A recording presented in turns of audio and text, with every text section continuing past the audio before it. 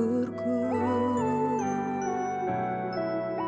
sebagai dupa yang harum menyenangkanmu. Ku rindu datang kepadamu dan bersujud di hadapanmu. Engkaulah Yesus, sahabatku, kau selalu beri kelegaan padaku.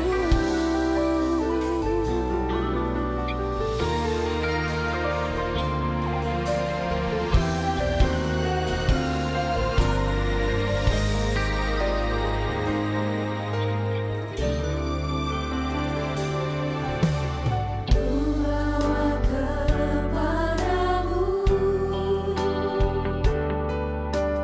nyanyian syukurku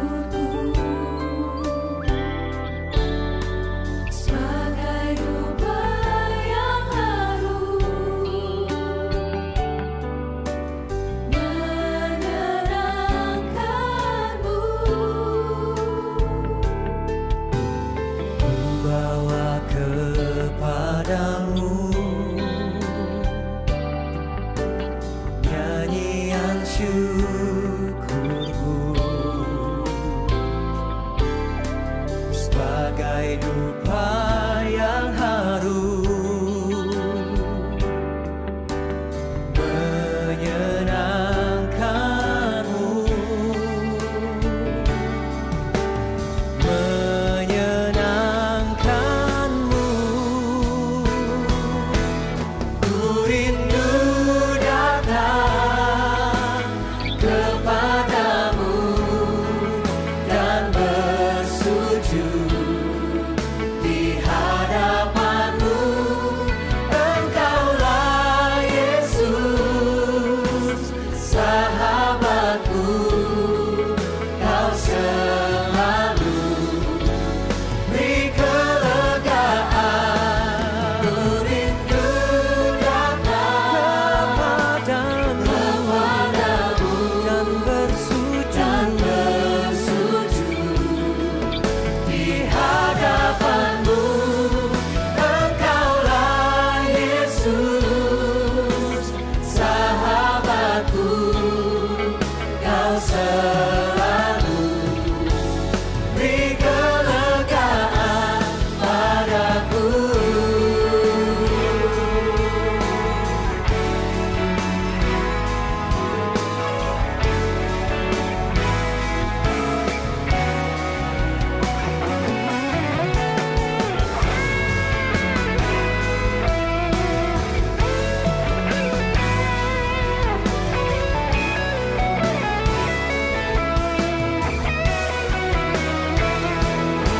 Semua letih lesu, beban beratku kau angkat, kau ganti dengan sukacitamu.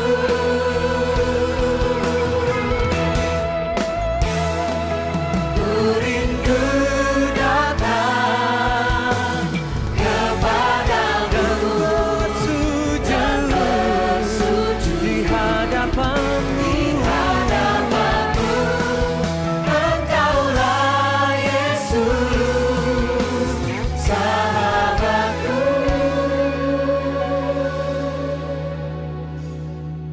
Kau selalu beri kelegaan padaku.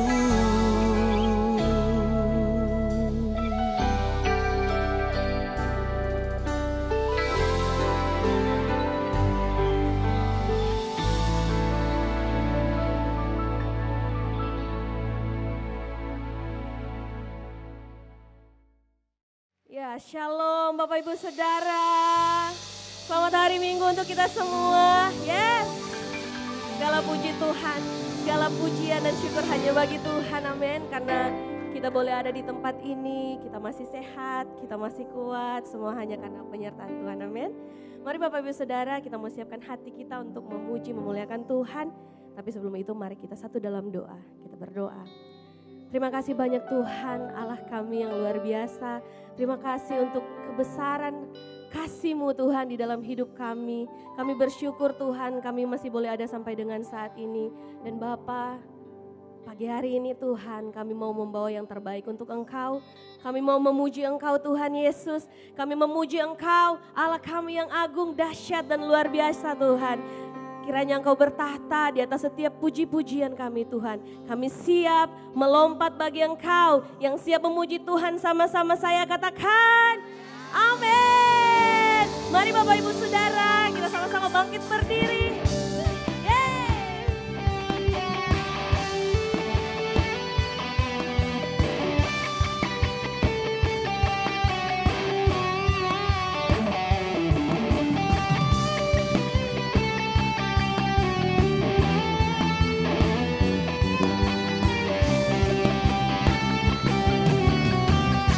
Sama kita nyanyikan. Tiba saatnya kami berkumpul bersatu dari setiap suku dan bangsa, berdiri di hadapan tahta Anak Domba, satu suara menyatakan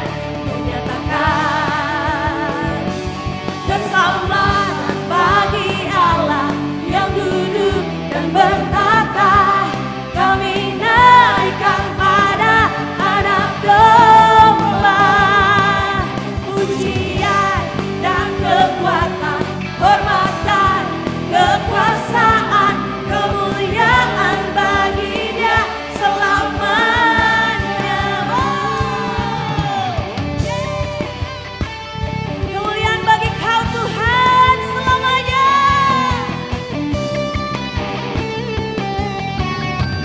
Mari sama-sama nyatakan. Tiba saatnya kami berkumpul bersatu dari setiap suku dan bangsa, berdiri di hadapan tahta Anak. Katakan satu suara menyatakan keselamatan bagi Allah yang duduk dan berkata. Kami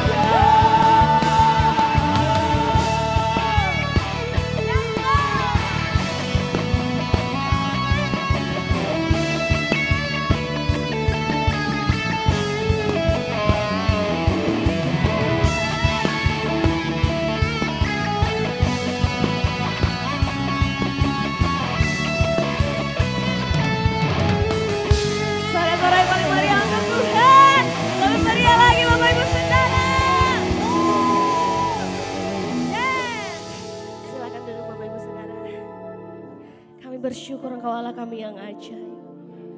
Engkau saja yang disanjung Tuhan. Engkau saja yang dimuliakan. Yes Lord. Terima kasih Tuhan. Mari sambut hadiratnya. Allah kita yang ajaib. Allah kita yang ajaib. Thank you Lord.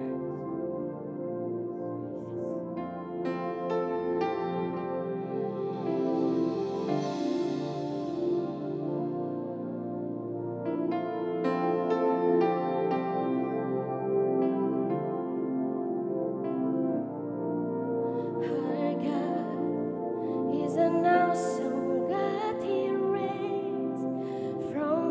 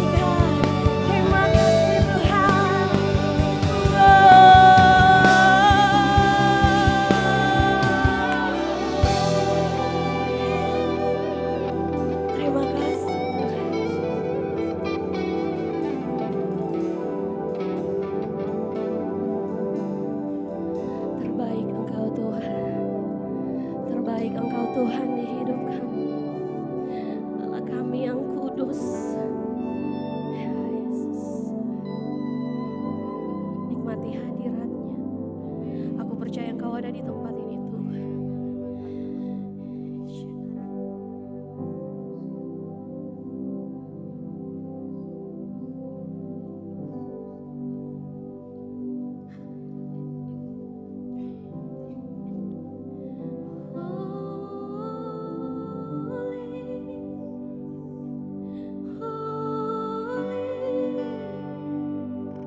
Are you Lord God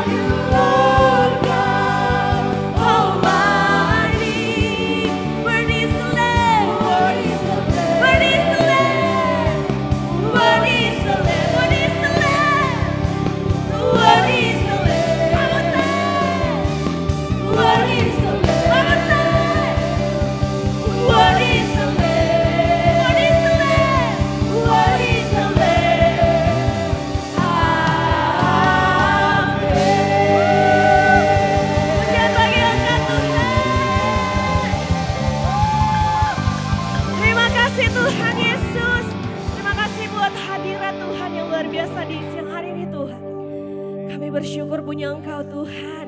Kami bersyukur kami adalah milik kepunyaan Engkau Tuhan. Di dalam nama Tuhan Yesus. Haleluya. Amin. Amin. Ya, Bapak Ibu ada 1 menit waktu buat kita saling kenal satu dengan yang lain, family time. Jadi biar kita ketemu dengan orang-orang yang belum kita kenal. Kalau belum kenal kita tanya namanya di mana, tinggal di mana, hobinya apa. Kalau sudah kenal bilang Tuhan Yesus mengasihimu.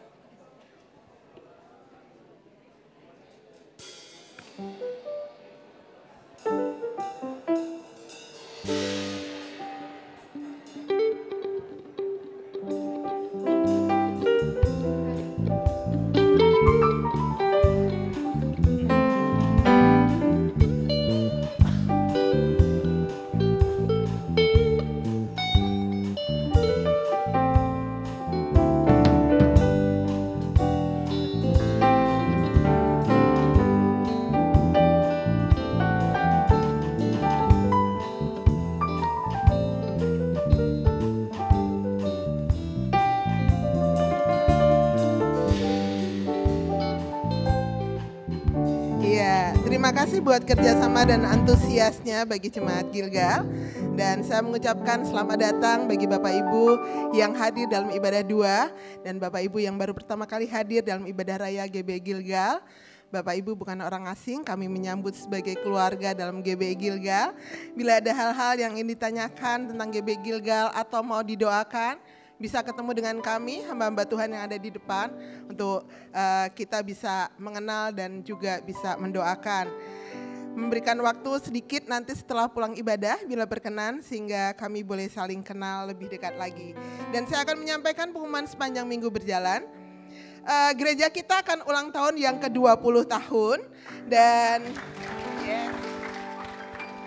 kita akan melakukan ibadah perayaannya pada tanggal 17 Agustus. Ulang tahunnya sebenarnya tanggal 20, tapi kita akan lakukan di minggu yang tanggal 17 Agustus. Dan ibadah kita akan dipimpin langsung oleh pastor senior kita yaitu Pastor Juan Mogi. Dan nanti ada flyer-flyer yang akan dibagikan, bisa kita pakai untuk mengundang orang-orang yang belum kita kenal, mengundang saudara kita untuk bisa datang bersama-sama merayakan ulang tahun Gilgal yang ke-20 di tempat ini. Dan dalam rangka acara ulang tahun kita ada dress code, bila Bapak Ibu mau bersama-sama dengan kami menggunakannya, kami sangat bersyukur. Itu ada dress code-nya adalah baju daerah Nusantara. Jadi kalau ada yang mau ikutan, yuk sama-sama nanti kita akan sama-sama menggunakan baju daerah. Dan dalam rangka ulang tahun gereja juga, itu kita akan di Gilgal Kids juga akan ada hal yang khusus, spesial yang akan dilakukan di Gilgal Kids. Dan Gilgal Kids nggak mau kalah dengan orang tua, mereka akan menggunakan baju adat atau baju daerah juga. Jadi mulai dari mama, papa, oma, opa, semuanya anak-anak menggunakan baju adat atau baju daerah. Dan Bapak Ibu untuk persembahan perpuluhan ada amplop-amplop yang disediakan, tapi kita juga ada kris di kiri kanan, ada barcode yang ada atau di depan, bisa menggunakannya secara kris atau menggunakan amplop yang ada kotak-kotak yang disediakan, bisa dimasukkan di sana. Dan bila memberikan perpuluhan, ada amplop yang warnanya coklat muda, itu ada di depan, bisa diambil dan juga dimasukkan di dalam kotak-kotak yang ada, ataupun ditransfer melalui rekening yang tertera di layar. Dan hari ini saya mengundang kita semuanya bangkit berdiri bersama-sama. Kita akan sambut kebenaran firman Tuhan yang akan disampaikan oleh Pendeta Edi Wanjoyo. Iya, mari kita berdoa. Bapak yang baik, terima kasih siang hari ini kami menikmati hadirat Tuhan yang luar biasa. Ada urapan yang baru mengalir di tempat ini. Pujian penyembahan kami boleh naik, bagaikan dupa yang harum dan menyenangkan hati Tuhan. Dan kami saat ini rindu mendengar isi hati-Mu Tuhan. Berbicara bagi kami, urapi kami semua. Supaya lewat kebenaran firman Allah kami dikuatkan, diteguhkan. Bahkan lewat firman Allah, kami menjadi orang-orang yang hebat di dalam Tuhan. Dalam nama Yesus kami sambut firman-Mu. Haleluya. Amin. Mari beri kemuliaan buat Tuhan Yesus. Silakan duduk Bapak Ibu. Shalom. Shalom. Ada sukacita? Amin. Di dalam rumah Tuhan pasti ada sukacita.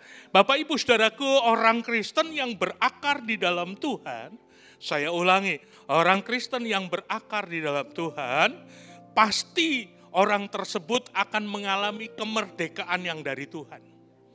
Tetapi sebaliknya kalau orang itu tidak berakar di dalam Tuhan, maka kekristenannya, hidupnya tetap terbelenggu dengan dosa. Tapi orang Kristen yang berakar di dalam Tuhan, dia akan mengalami kemerdekaan. Kemerdekaan yang datangnya dari Tuhan. Mari kita buka Alkitab kita, Galatia pasal yang kelima. Tema saya hari ini adalah berakar dalam Tuhan pasti dimerdekakan. Galatia pasal yang kelima, ayat 1 berkata, supaya kita sungguh-sungguh merdeka, Kristus telah, katakan telah.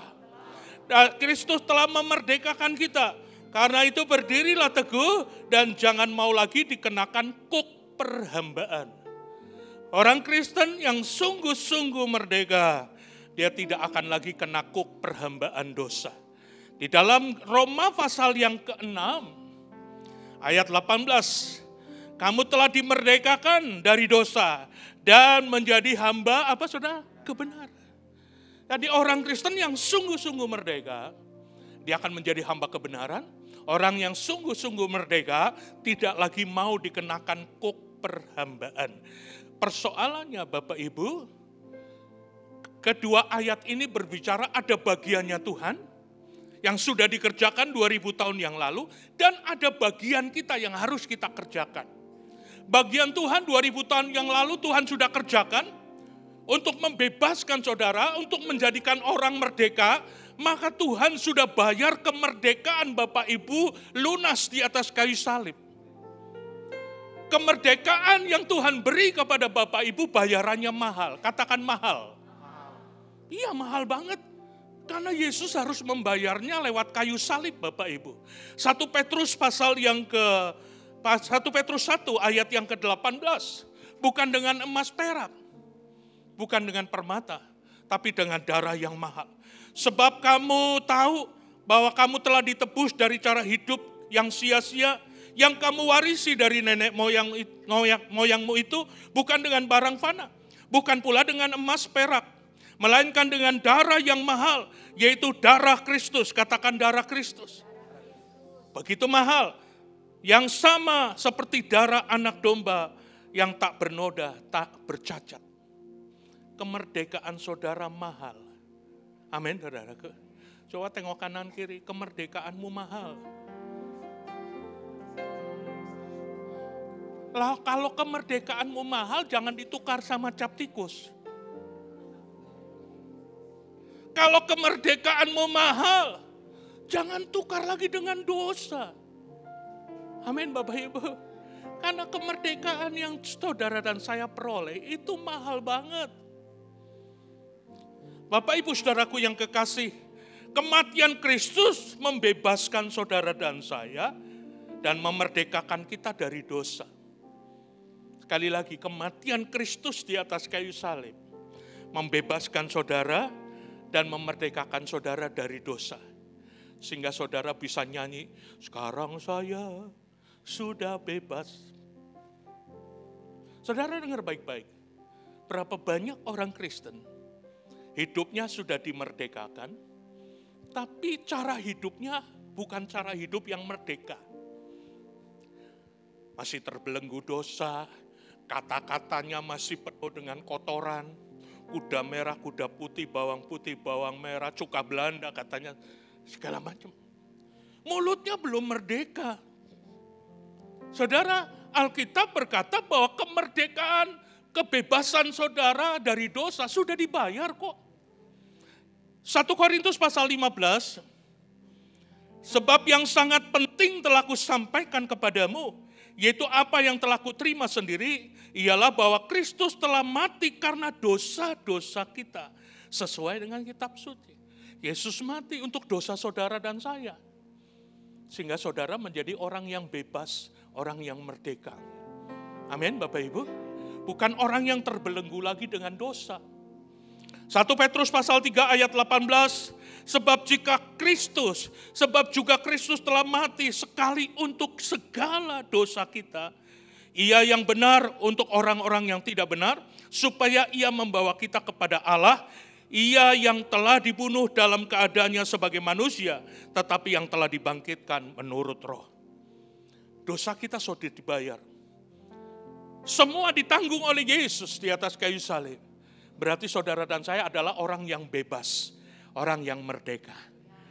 Katakan, saya bebas, saya merdeka. Saya undang kita semua bangkit berdiri. Amin. Sudah bebas, sekarang saya sudah bebas. Saya bebas oleh darah-darahnya domba Allah. Sekarang saya bebas, bebas, bebas. Haleluya. Mana ada orang yang bebas merdeka nyanyinya? Tunjukkan bahwa saudara adalah orang merdeka. Tunjukkan bahwa saudara adalah orang bebas. Sekarang saya sudah bebas. Sekarang saya sudah bebas. Saya bebas oleh darahnya domba Allah. Sekarang saya bebas, bebas, bebas. Haleluya. Sekarang saya sudah bebas. Sekarang saya sudah bebas. Saya bebas oleh darahnya domba Allah. sekarang saya bebas, bebas, bebas. Yang deretan sebelah sini. Sudah bebas.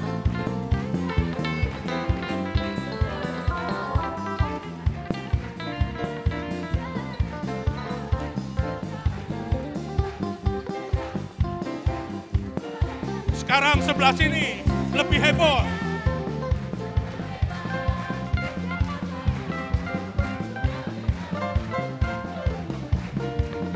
Darahnya.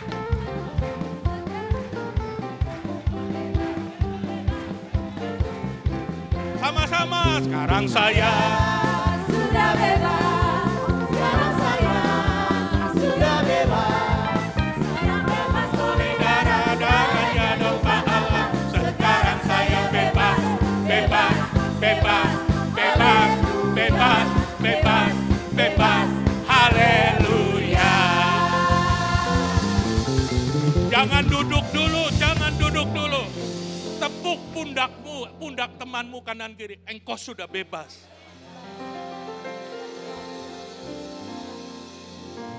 Iya, silakan duduk.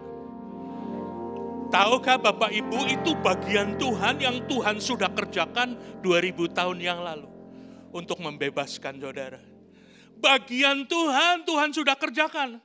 Sekarang bagian kita yang harus kita kerjakan apa? Supaya kita tetap menjadi orang yang merdeka. Karena banyak orang sudah dimerdekakan, sudah dibebaskan, baru 1 tahun ngerokok ulang. Di sono, di sini tidak ada, kalau ada bertobat. Ada orang yang sudah dimerdekakan, nyanyinya sekarang saya sudah bebas. Baru 1 tahun, so melep ulang. So mabuk lagi. Oh 5 tahun yang lalu sudah luar biasa, tapi sekarang, apakah saudara masih tetap merdeka? Untuk supaya tetap saudara merdeka, bagian saudara harus saudara lakukan. Lalu apa bagian kita? Bagian kita yang harus kita lakukan yang pertama adalah berdiri teguh. Kata berdiri teguh bukan berarti saudara berdiri terus di depan pintu gereja. Bukan. Kata berdiri teguh adalah berdiri teguh di dalam iman. Berdiri teguh di dalam rohani saudara. Dengan kata lain, saudara harus menjadi jemaat yang kuat. Itu kata berdiri teguh. Visi dari Gereja Bethel Indonesia Gilgal adalah menjadi jemaat yang kuat. Yang Allah mau tidak bisa merebutnya. Nah kata berdiri teguh ini tidak bim salabim. tiba-tiba saudara jadi kuat. Itu satria baja hitam.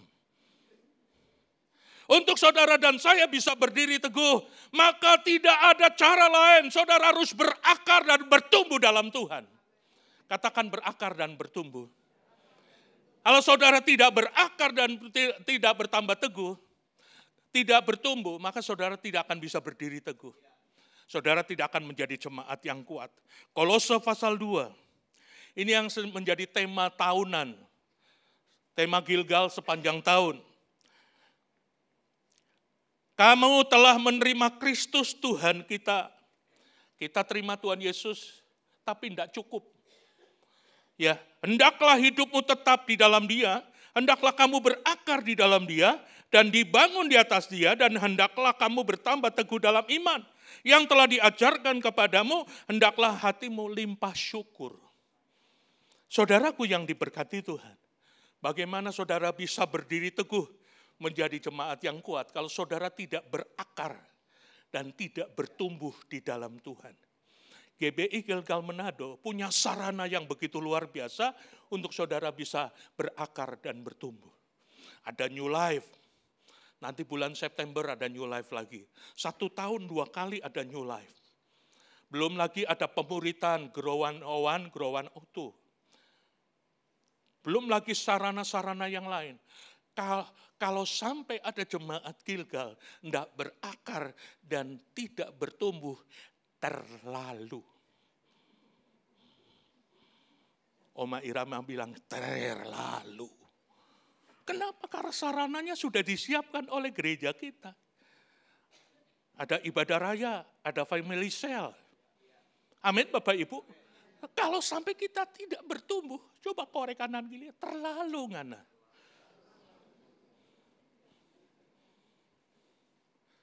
Amin Bapak Ibu. Banyak orang yang sudah jadi Kristen tapi tidak bertumbuh kuat. Tidak berakar, makanya mudah sekali terpengaruh lagi. Kembali kepada dosa lagi, kembali melep lagi, kembali merokok lagi. Pak Edi saya tidak merokok sekarang tapi rokoknya rokok elektrik sekarang. Apa DP nama? Ya itu dia. Nah, iman kita juga harus bertambah teguh Bapak Ibu. Iman kita jangan punya iman yang statis. Kalau ditanya orang percaya pada umumnya punya iman, oh punya doa.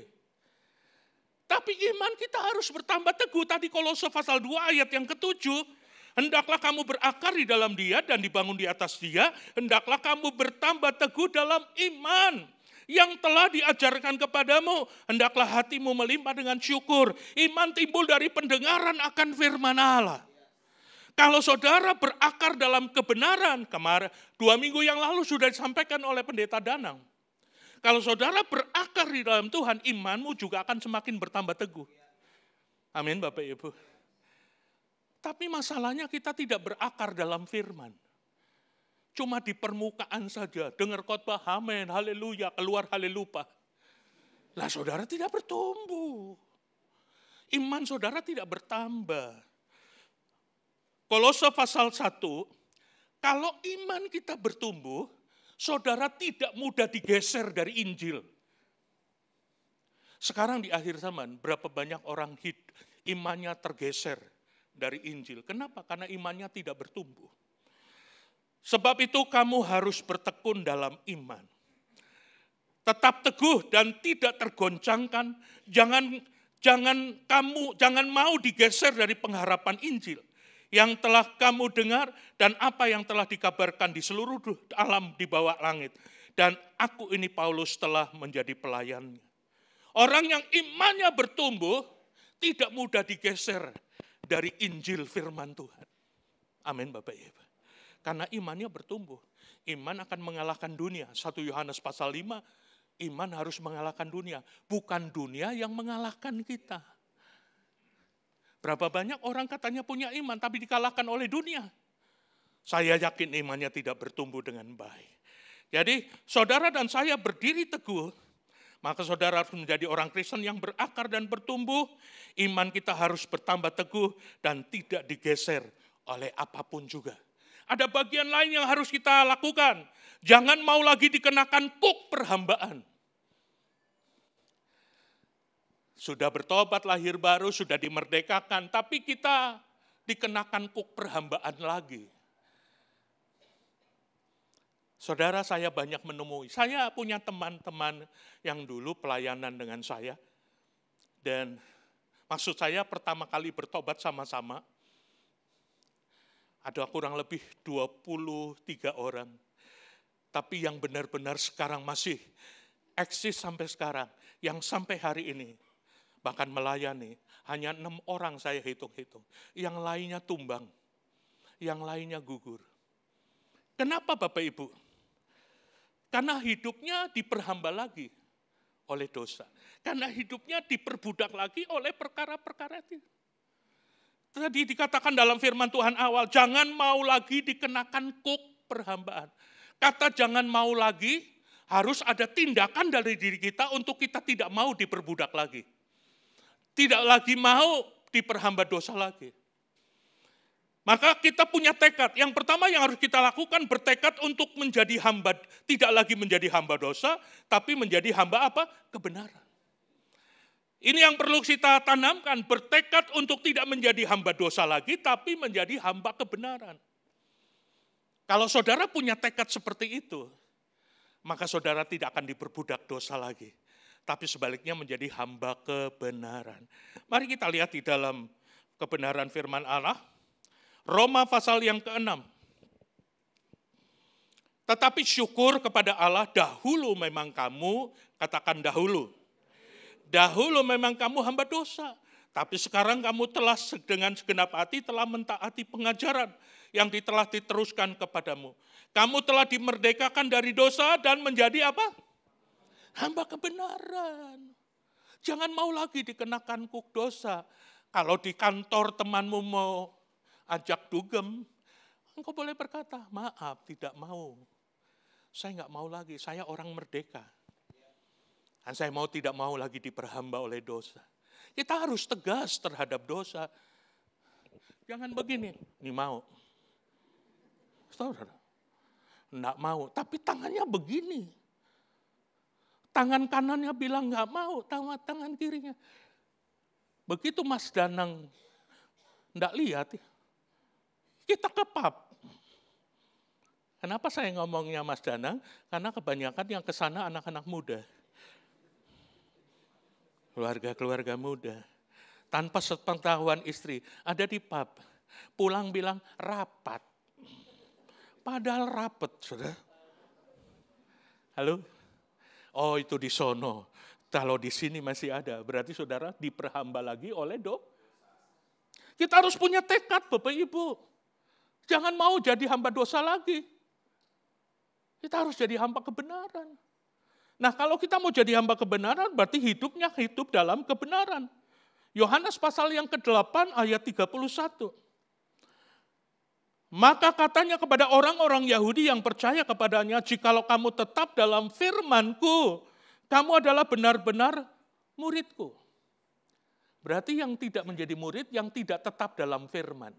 Ayat ini berkata, jika kamu tetap, katakan tetap, dalam firman-Ku, kamu adalah benar-benar murid-Ku. Dan kamu akan mengetahui kebenaran, dan kebenaran itu akan apa saudara? Memerdekakan kamu. Jadi hamba kebenaran dan tidak mau lagi diperhamba oleh dosa. Punya tekad, saya tidak mau diperhamba dosa lagi, tapi saya hamba kebenaran. Yang kedua, jika kita sudah dimerdekakan dari dosa, tapi kembali dalam dosa, maka keadaan kita akan lebih buruk. Minta maaf Bapak Ibu. Ada peribahasa anjing kembali kepada mutahannya, babi yang mandi kembali kepada kubangannya. Tapi itu anjing dan babi. Coba tengok kanan kiri ada babi dan anjing. Enggak ada kan? Karena kita bukan anjing, kita bukan babi. Kalau kita kembali kepada dosa, sama deng. Jawab sendiri, Jor. 2 Petrus 2 ayat 2. Makanya saudara, kalau saudara jadi orang merdeka, tunjukkan saudara orang merdeka. Kalau kembali kepada dosa, keadaanmu akan lebih buruk, Bapak Ibu. Ayat ini berkata begini, saudaraku. 2 Petrus 2 ayat 20. Sebab jika mereka oleh pengenalan mereka akan Tuhan dan Juru Selamat kita, Yesus Kristus, telah melepaskan kita dari kecemaran-kecemaran dunia, tetapi terlibat lagi di dalamnya, maka akhirnya keadaan mereka lebih buruk daripada yang semula, katanya. Hati-hati Bapak Ibu. Ayat 21, karena itu bagi mereka adalah lebih baik jika mereka tidak mengenal kebenaran, jalan kebenaran, daripada mengenal tetapi kemudian berbalik pada perintah kudus yang disampaikan kepada mereka. Ini yang gak enaknya ayat 22. Bagi mereka cocok apa yang dikatakan peribahasa yang benar ini. Anjing kembali kepada mutahannya. Dan babi yang mandi kembali lagi kepada. Saudara kalau nggak percaya yang punya babi, kasih mandi Jono. Kasih mandi pakai sabun yang terbaik. Ya. Lalu pakai baju pink. Karena mungkin babinya perempuan. Minta maaf perempuan, bukan tujuannya mau nyinggung perempuan, tidak. Lalu semprot pakai minyak wangi yang mahal. Lalu saudara tuntun. Begitu lihat kubangan, bahasa Manado bilang PC, maka dia akan lari ke sana dan menuju ke PC. Padahal kita sok kasih mandi. Katakan kepada kanan kiri, itu kan anjing dan babi, bukan ngana.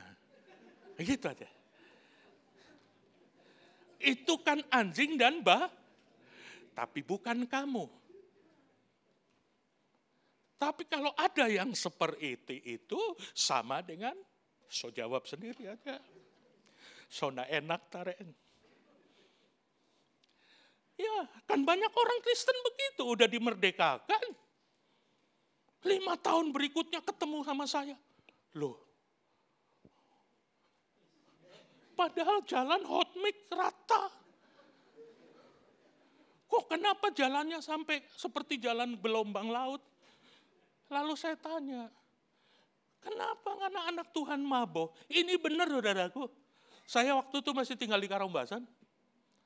Saya pulang dari Amurang, saya lewati SMP 4 itu. Dari jauh sempoyongan. Begitu dekat, oh saya tahu, anak Tuhan nih. Maka saya buka kaca, saya panggil namanya. Sulit mau ngomong di sini, tagak kayak ada yang di sini. Namanya sama repot ya.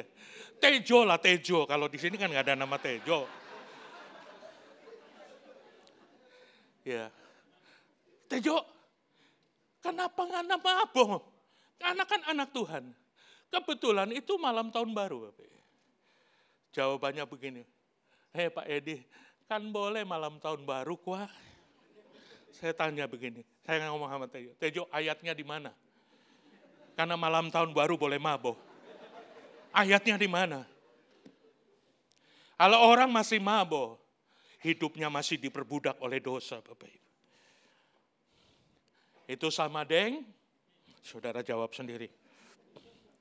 Yang ketiga, Bapak Ibu harus punya mental seorang merdeka, bukan orang budak. Punya mental orang merdeka, bukan mental orang budak. Saudara tahu bangsa Israel dibebaskan dari perbudakan Mesir. Mesir lambang dosa. 350 tahun bangsa Israel diperbudak oleh Mesir. Dan mereka berdoa, Tuhan, tolong kami, bebaskan kami. 350 tahun. Lalu ada seorang hamba Tuhan besar, Musa yang diutus oleh Tuhan untuk membebaskan umat Israel dari perbudakan Mesir. Mereka keluar dari Mesir. Nyanyinya mungkin seperti tadi, sekarang saya sudah bebas. Wah, hebat banget. Keluar dari perbudakan Mesir 350 tahun.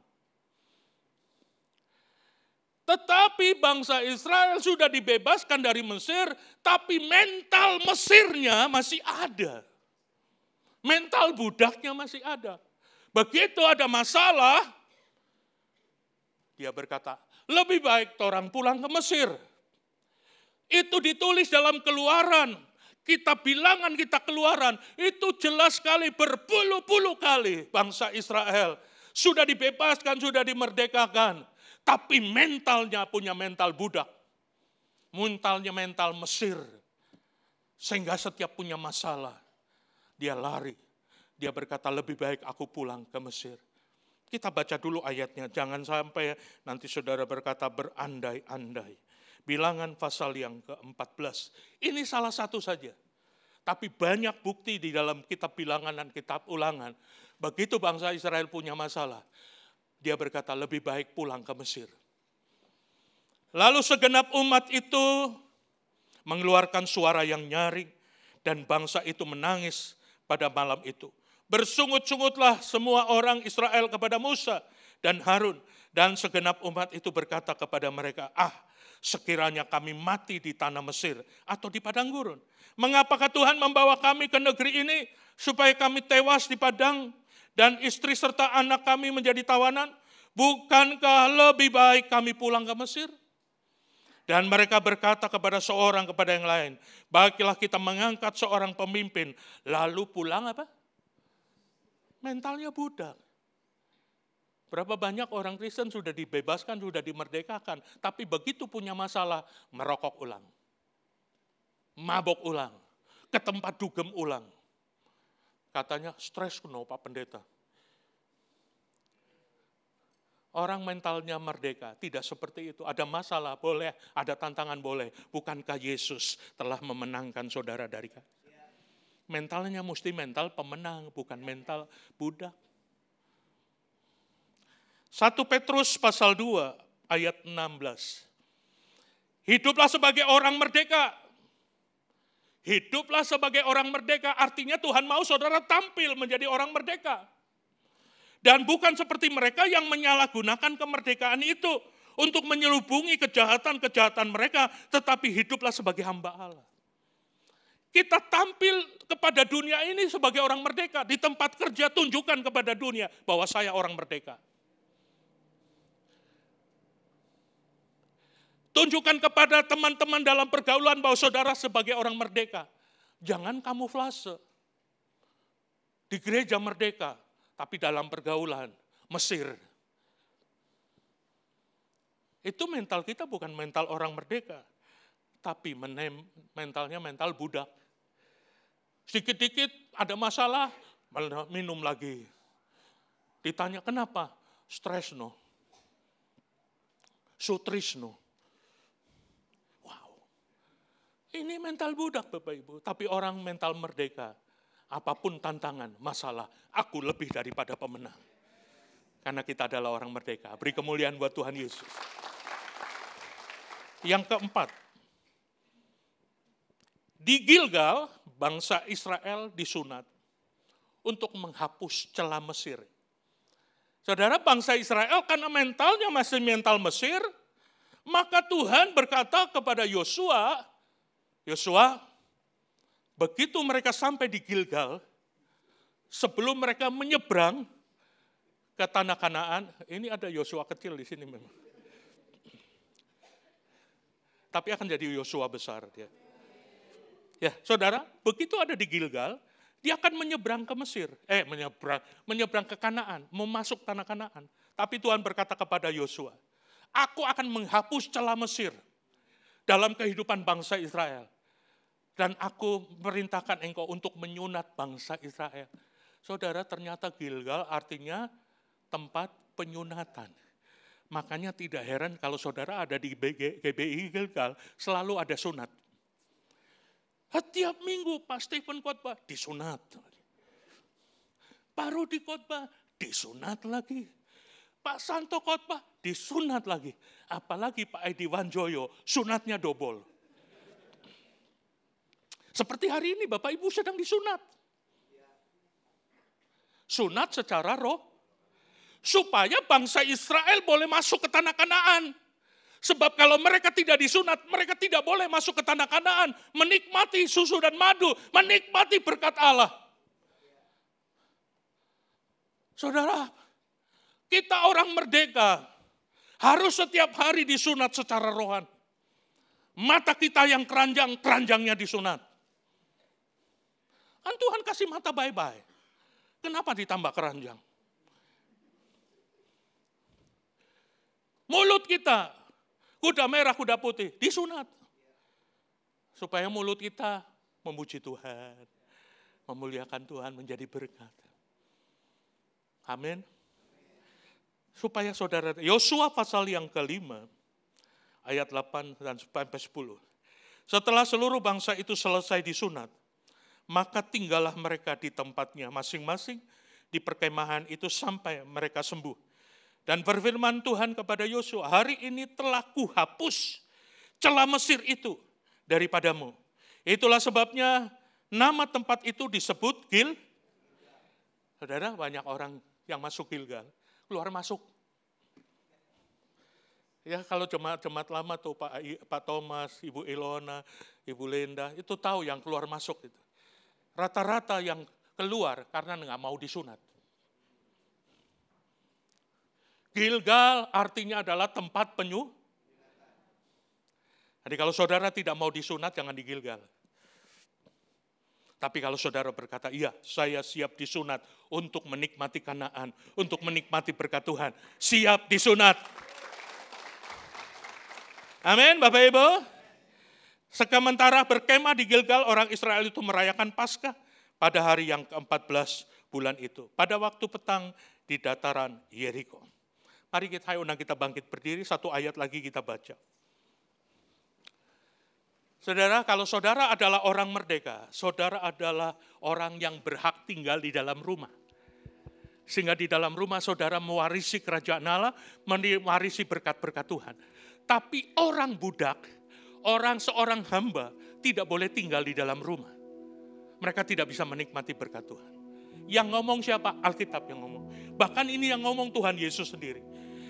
Yohanes pasal 8 ayat 34. Kata Yesus kepada mereka, aku berkata kepadamu, sesungguhnya setiap orang yang berbuat dosa adalah hamba dosa.